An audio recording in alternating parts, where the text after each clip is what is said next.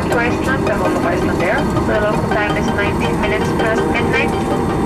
We ask you to kindly remain seated. We are on our way to Reykjavik. It is the middle of the night, but you can still see that blue light. It is amazing.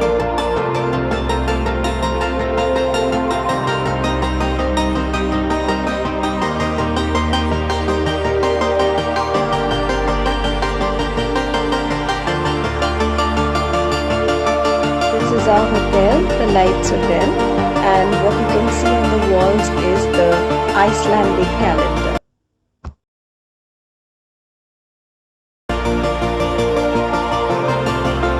This hotel has a central location and there are many places to eat around it, and even the tour groups will pick you up and drop you in front of the hotel.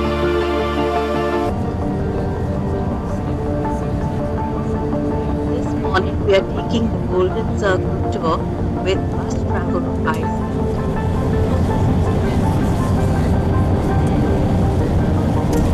Here on each side of the road you can see two hills, and on top of those hills are two of the most recent neighborhoods in Reykjavik. But the city is growing in every direction it can, and it has been growing quite fast for the past years. And you might say that it started to grow for real during the Second World War. During the war, we first had the British that came to the island, and it took them about 45 minutes to occupy the whole thing. And there was absolutely zero resistance. They stayed here for a few months, and then the Americans, they took over. But those soldiers that arrived here, they soon figured out that the first thing they needed to do was to start to build. Now, not only housing for all of their soldiers, but they had about 37,000 of them when it was the most. But they also needed to build quite a lot of roads as well as airports. But they built the international airport that's in Keflavik as well as the airport that's in Reykjavik, and serves the inside Iceland flight today. Now, just before the war there had been a lot of unemployment in Iceland, so people started to flock to Reykjavik from all over the country in the hope of getting a job with the army, which most of them did because they needed people to work in construction and also the children of the enemy. They took the children and threw them up in the air and then tried to catch them with their spears. Now, Johannes thought that was a little bit over the top, so to make fun of him, they started to call him Johannes the Spear. So those names can sometimes be very sarcastic as well, because behind him was a very high lava wall, about 75 meters high, and that lava wall sheltered him from the wind and also gave him a good acoustic, so he didn't really have to scream when he was saying those laws out loud. But what they didn't know back then, but we know today, is that this lava wall is part of the tectonic plates that Iceland is lying on. Now, Iceland is lying on the North American plates as well as the Eurasian plate. Now, these two tectonic plates, they are drifting apart, and the average is about 2 centimeters a year. And then in the middle you have the rift, and think that there is one of two places in Iceland where you can actually see the rift between the two tectonic plates. We have reached Thingvellir National Park. This is the only place in the world where you can stand between two tectonic continental plates. This is also a UNESCO World Heritage Site. Thingvellir also lays claim to the world's oldest surviving parliament, which began its meeting in 1930, as Thingvellir means assembly plains. This place is significant because in history this is where the shift from paganism to Christianity became official. Once you start walking, you can see the North American and the Eurasian tectonic plates on both the sides.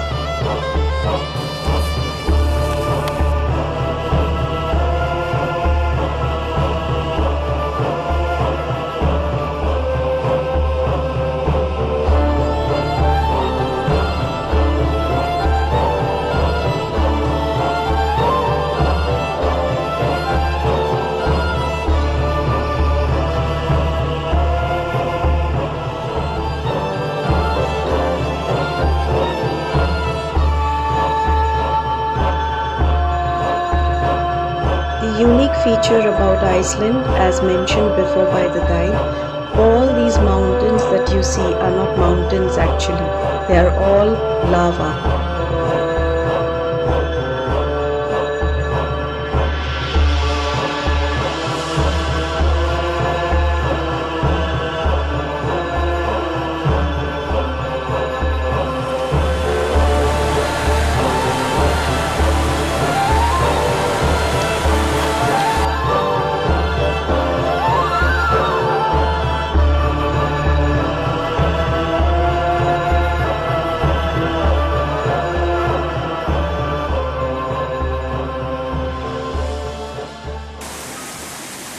The story goes that in the olden days, any woman suspected of being a witch would be thrown into this pool.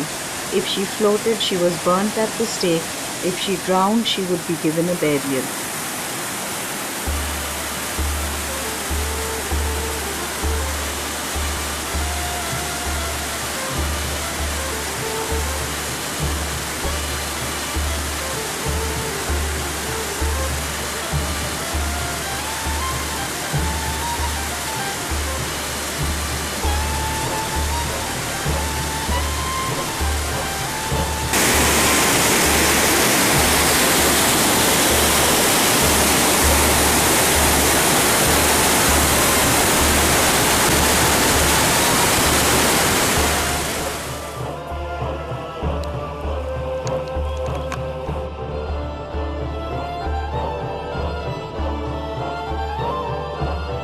This is the Thingvellir church and there is a farm adjacent to it.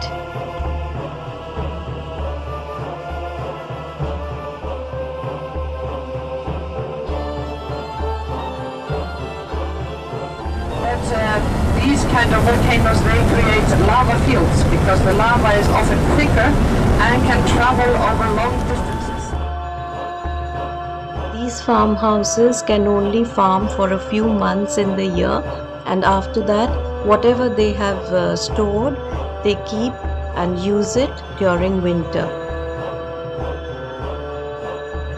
As we move towards the geyser area, you can see a lot of steam coming out of the ground, and many houses use this to generate their own electricity and power. Usually every 10 years or so. My current of rock particles and gas that can travel over 130 kilometers per hour and reach the temperatures of 800 degrees Celsius.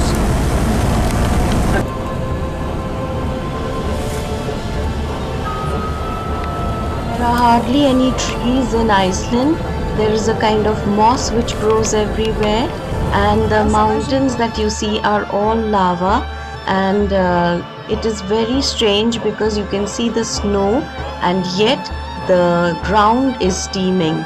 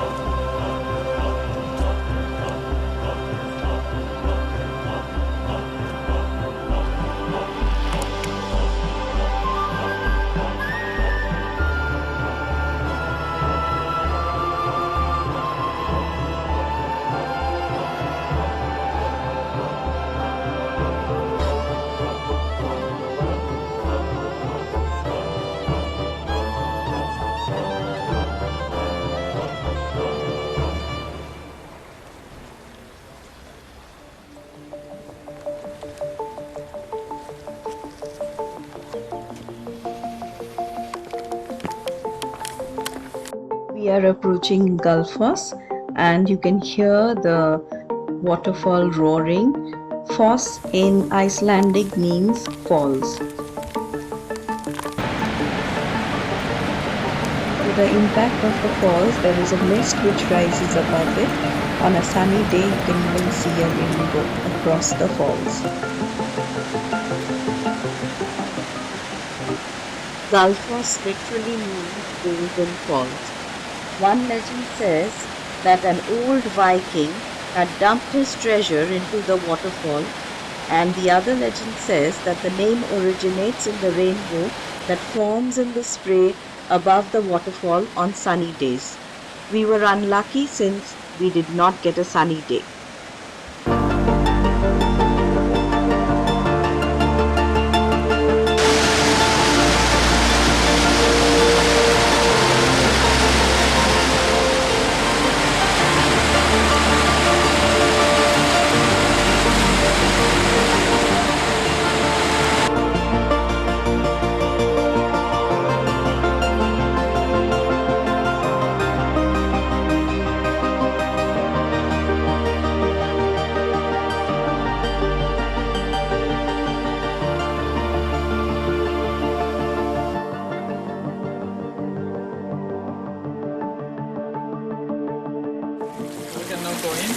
Ja, du är så fast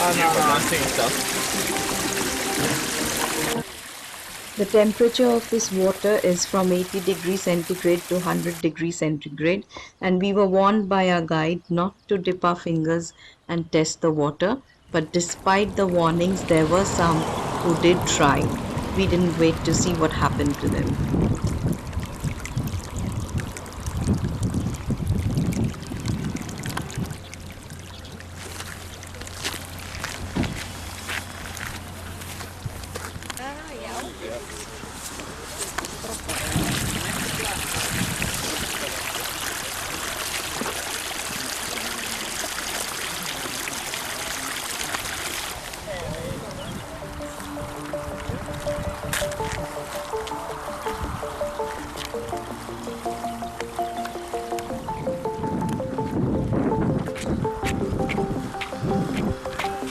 The Strokur erupts every 7 to 10 minutes, and we are all waiting eagerly for this phenomenon to take place.